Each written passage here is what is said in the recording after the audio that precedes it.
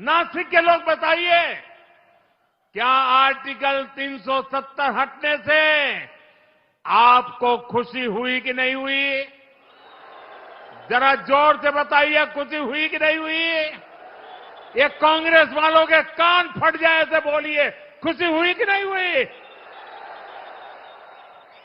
आपको खुशी हुई, लेकिन कांग्रेस और उसके साथियों के पेट में चूहे दौड़ने लग गए। उनको दर्द हो गया। आपने टीवी पे देखा होगा,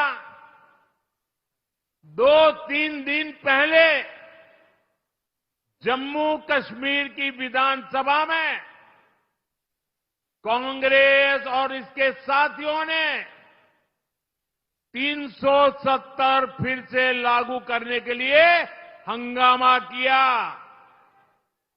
ये लोग फिर चाहते हैं कि जम्मू कश्मीर से बाबा साहब आंबेडकर का संविधान फिर से जम्मू कश्मीर से निकाल दिया जाए, हटा दिया जाए। ये लोग फिर चाहते हैं कि वहां दलितों को, वाल्मीकि समाज को जो आरक्षण 75 साल बाद मिला है, उसे छीन लिया जाए। संविधान के विरुद्ध, दलितों, पिछड़ों, आदिवासियों के विरुद्ध इसी साजिश में जितनी गुनहगार कांग्रेस है, उतने ही अगाड़ी के उनके बाकी साथी दल भी है। साथियों, चुनाव के समय पार्टियां अपने कामकाज का हिसाब देकर जनता के बीच जाती है।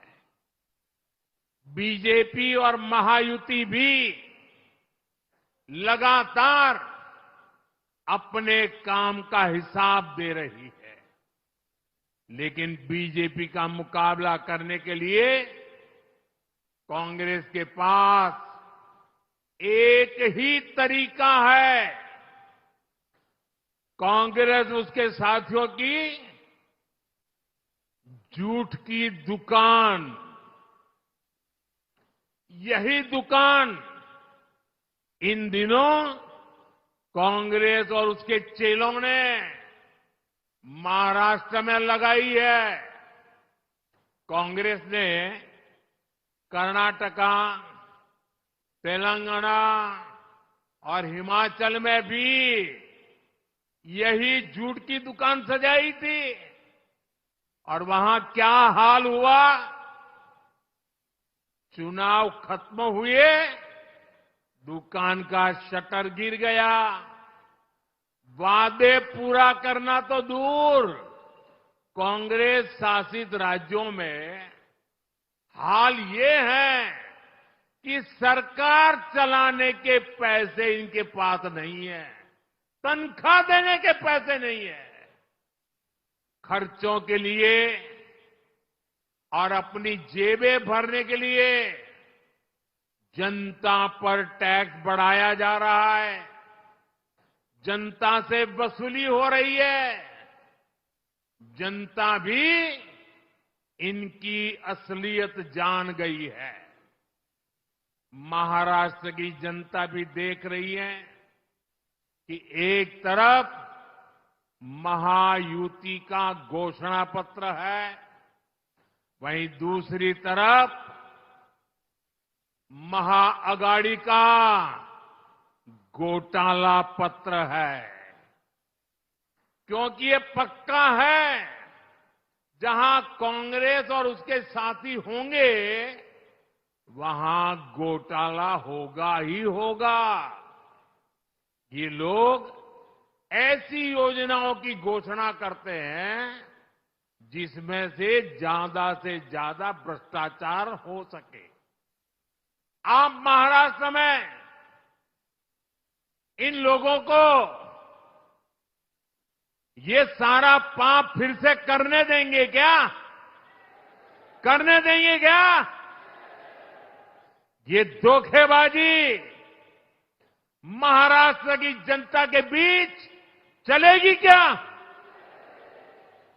साथियों, पूरे देश ने कांग्रेस की हरकतों के कारण उसे पूरी तरह से खारिज कर दिया है। कांग्रेस अब ऑल इंडिया कांग्रेस नहीं बची। कांग्रेस अब परजीवी कांग्रेस बन चुकी है। ये कांग्रेस पार्टी अब केवल बैसाखियों पर ही जिंदा है। महाराष्ट्र हो, उत्तर प्रदेश हो, बिहार हो, झारखंड हो, ज्यादातर राज्यों में कांग्रेस दूसरी पार्टियों के सहारे ही चुनाव लड़ने की हालत में है। वो अपने पैरों पर खड़ी नहीं रह सकती। इसलिए साथियों, कांग्रेस ने राजनीति में खुद को बचाने के लिए अपना सबसे बड़ा हथियार चला है। ये हथियार है एससी, एसटी, ओबीसी समाज की एकता तोड़ो, एकता तोड़ो और राज छीनो। कांग्रेस के लोग जनजातीय समूह, शेड्यूल ट्राइब, हमारे आदिवासी, एसटी को बांटना चाहते हैं। कांग्रेस के लोग हमारे दलित भाई बहन एससी को बांटना चाहते हैं। कांग्रेस के लोग ओबीसी को बांटना चाहते हैं। साथियों, कांग्रेस के रहते ओबीसी कभी इतना एकजुट नहीं हो पाया। ओबीसी को आरक्षण भी तभी मिला जब कांग्रेस सरकार हटी। नेहरू जी के समय में कांग्रेस ने ओबीसी को अलग अलग जातियों में बांट करके रखा। फिर इंदिरा गांधी जी का भी वही रवैया था। बाद में राजीव गांधी जी आए। इन लोगों ने कभी ओबीसी को एकजुट नहीं होने दिया।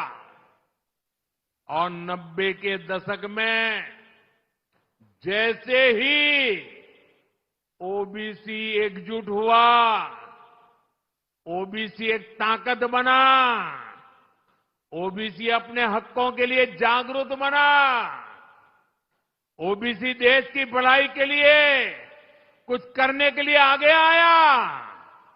और इसका पहला नतीजा क्या आया?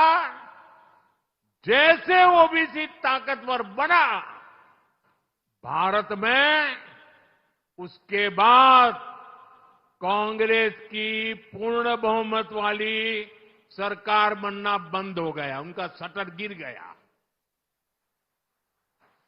और इसलिए कांग्रेस को ऐसा गुस्सा है कि ये ओबीसी ओबीसी ओबीसी आया कि हमारी दुकान बंद होती गई। और इसलिए कांग्रेस चाहती है कि ओबीसी समाज को कमजोर कर दो भाई, उनकी एकजुटता को समाप्त कर दो। कांग्रेस का स्पष्ट मत है कि ओबीसी कमजोर होगा तभी कांग्रेस के लिए सत्ता का रास्ता खुलेगा। इसलिए कांग्रेस ओबीसी को बांटकर उनमें दरारें पैदा करना चाहती है। यहां नासिक और इस क्षेत्र में कितनी ही ओबीसी जातियां हैं, कुणबी, माली, वाणी, गुजर, कुंभार, नावी, सुतार, सोनार, देवड़ीगा, धांगर, धनगिरी, गंवाड़ी, शेटवाल, माली, मालिस, नामदेव, आहिर, तंबोली, धावड़, जाटगर, धाकड़ बैरागी, सैगर, कितने सारे। कांग्रेस इन सारी जातियों को आपस में लड़ाना चाहती है। कांग्रेस चाहती है कुणबी ये जाति माली से लड़े, वाणी जाति गुजर से लड़े, कुंभार साथी नावी से लड़े। कांग्रेस चाहती है कि सुतार सोनार से भिड़ जाए।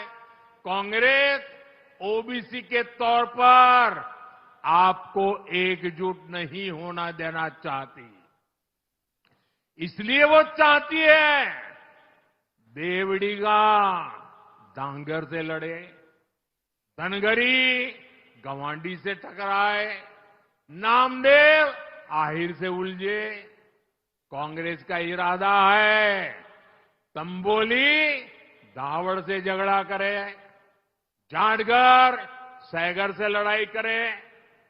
आपकी एकजुटता को। तो आप यहां पर सुन रहे थे प्रधानमंत्री नरेंद्र मोदी को, जिस तरह से वो विपक्षी दलों पर लगातार हमलावर है।